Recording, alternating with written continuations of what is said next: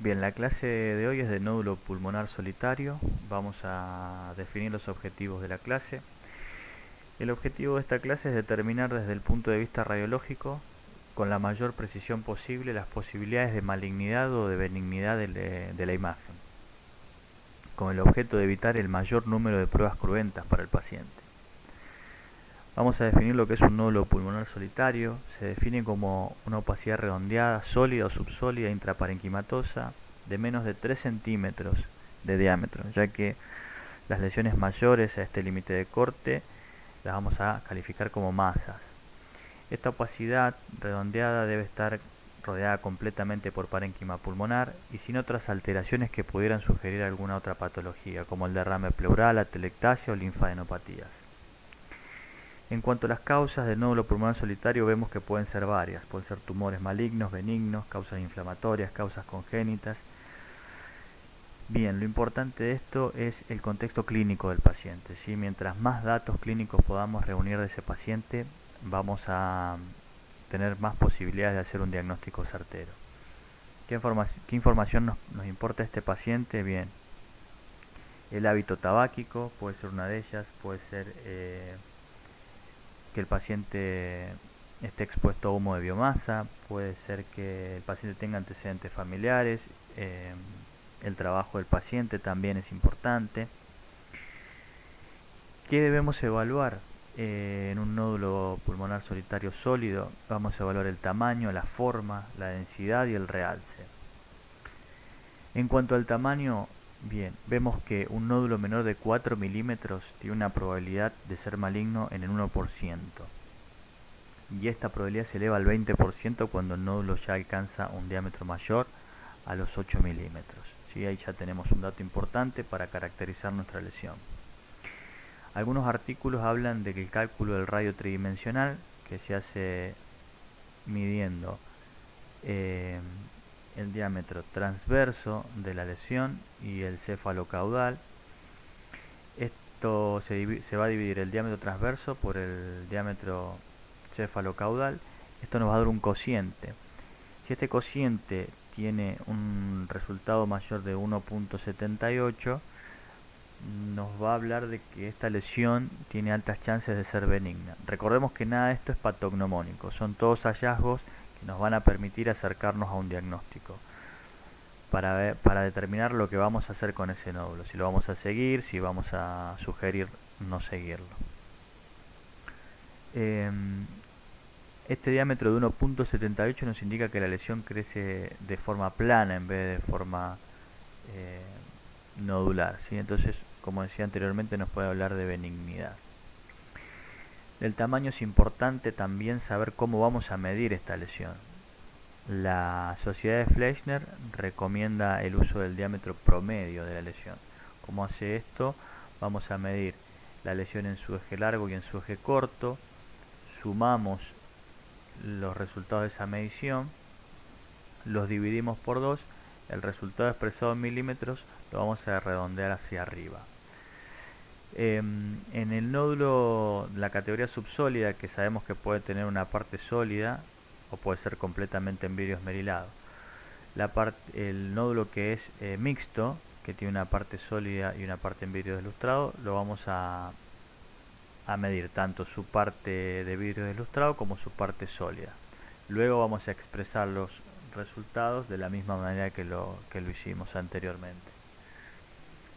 En cuanto a la forma, usualmente los nódulos benignos son de bordes bien definidos y redondeados, y los que se pueden correlacionar con malignidad son aquellos que presentan sus bordes, como vemos en esta imagen, bordes espiculados, irregulares. Bien, pasamos a otro parámetro que es la densidad. Dentro de la densidad vamos a tener estas lesiones que presentan calcio. Estas lesiones que presentan calcio, se ha visto que algunos de estos patrones de calcificación se encuentran en las lesiones benignas y algunos patrones de calcificación en lesiones malignas. Vuelvo a repetir, no vamos a encontrar hallazgos patognomónicos, sí algunos hallazgos que se repiten en lesiones tanto benignas como malignas. Bien, en la parte de arriba tenemos las calcificaciones de tipo central, laminares, calcificaciones difusas, en palomitas de maíz. Estas por ahí las vemos más en los amartomas, este tipo de calcificación. Estas de acá arriba se presentan generalmente en lesiones benignas. Luego tenemos las de la parte inferior, que son estas calcificaciones puntiformes, esparcidas por la lesión, o las calcificaciones excéntricas, que se han visto generalmente en lesiones malignas. Tenemos también dentro de la densidad, por ejemplo, el signo del halo en los nódulos, ¿sí? Que pueden ser vistos en el adenocarcinoma in situ, en el sarcoma de Kaposi, metástasis, que se puede traducir como sangrado del nódulo o como crecimiento de infiltración del parénquima alrededor de este nódulo. También podemos ver el signo del broncograma dentro del nódulo, que se ha correlacionado cuando está presente a lesiones malignas. La densidad grasa, que usualmente vemos presente en los amartomas, estas lesiones, como decíamos, densidad grasa, una lesión bien circunscripta que siempre nos hace pensar en un amartoma, pero vean también en el porcentaje que se encuentra en lesiones neoplásicas, ¿sí? Digamos, no define mucho, ¿sí? Por eso hay que ir juntando características para poder hacer una correcta caracterización de la lesión. Densidad de aire, las cavitaciones, bueno, ocurren generalmente patología de tipo infecciosa e inflamatoria, aunque también suelen verse en neoplasias. Más adelante, cuando veamos los potenciales de malignidad de estos nódulos, vamos a ver, por ejemplo, el tema de la pared de la cavitación, que es importante a la hora de definir. El realce. El realce vemos que tiene un valor predictivo bastante importante, ¿sí? El 99% cuando realza menos de 15 unidades Hanfield nos está hablando de benignidad, o sea que también es un parámetro súper importante.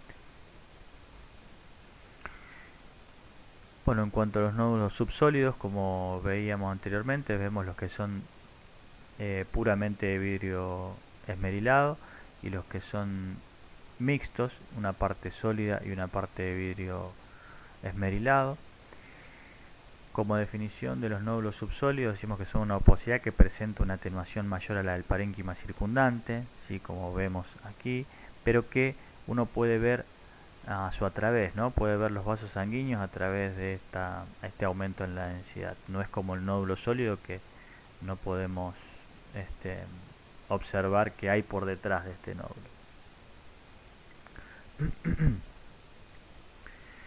Bueno, el potencial de malignidad de los nódulos, como hablábamos anteriormente, en cuanto al nódulo sólido, el tiempo de duplicación, un tiempo de duplicación rápido, un nódulo que duplica su volumen en semanas, nos está hablando de una patología infecciosa, o por lo menos nos acerca a pensar en eso.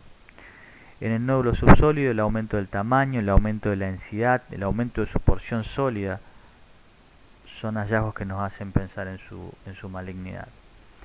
En el nódulo cavitado, como veíamos anteriormente, vemos que su pared revierte importancia a la hora de traducir estos hallazgos de malignidad o benignidad. Una pared menor de 5 milímetros nos sugiere una benignidad con un porcentaje mayor al 93%. O sea, también es un hallazgo súper importante a la hora de caracterizar la lesión. Y una pared mayor a 15 milímetros nos habla de malignidad. ¿Qué vamos a hacer con estos nódulos? Bueno, la sociedad de Fleischner nos hace una recomendación para el seguimiento de estos nódulos, ¿sí? Estas recomendaciones se basan en pacientes que son mayores de 35 años. Estas recomendaciones no aplican a pacientes inmunocomprometidos con riesgo de infección, no aplica a pacientes con neoplasia primaria conocida con riesgo de metástasis. ¿Cómo vamos a hacer los seguimientos? Los divide en pacientes de bajo riesgo y de alto riesgo. El seguimiento de pacientes, estamos hablando aquí de nódulo sólido. En un paciente de bajo riesgo, en un nódulo menor de 6 milímetros no requiere seguimiento. En un nódulo de 6 a 8 milímetros vamos a hacer un seguimiento a los 6 a los 12 meses y considerar hacer tomografía a los 18 a 24 meses. en un nódulo de 8 milímetros, mayor, perdón, a 8 milímetros, vamos a considerar la tomografía a los 3 meses y la realización del PET-CT, que es un estudio que estudia el metabolismo de ese nódulo. En los pacientes de alto riesgo vemos que es igual a la columna superior, solamente cambia que vamos a hacer un seguimiento opcional de este paciente a los 12 meses. Luego los seguimientos entre 6 y 8 y mayor de 8 son similares. Estas recomendaciones son recomendaciones 1A con un alto nivel de evidencia, digamos. En cuanto al seguimiento de los nódulos subsólidos, vemos que los nódulos menores de 6 milímetros, que son solamente de vidrio esmerilado, no se siguen. Los nódulos mayores de 6 milímetros se hace una tomografía 6 a 12 meses. Si se confirma la persistencia de este nódulo subsólido, se hace seguimiento cada 2 años hasta 5 años. En los nódulos mixtos, que tienen la parte sólida y la parte en vidrio deslustrado, si son menores de 6 milímetros no se requiere seguimiento. Si son mayores de 6 milímetros o iguales a 6 milímetros, se hace tomografía 3 a 6 meses. Si se confirma la persistencia de su parte sólida, o sea, hasta remanentes menores de 6 milímetros, se hace una tomografía anual por 5 años. Bien, bueno, creo que eso es todo y vuelvo a pedir disculpas por el audio, pero no puedo encontrar la forma de que salga más limpio. Muchas gracias.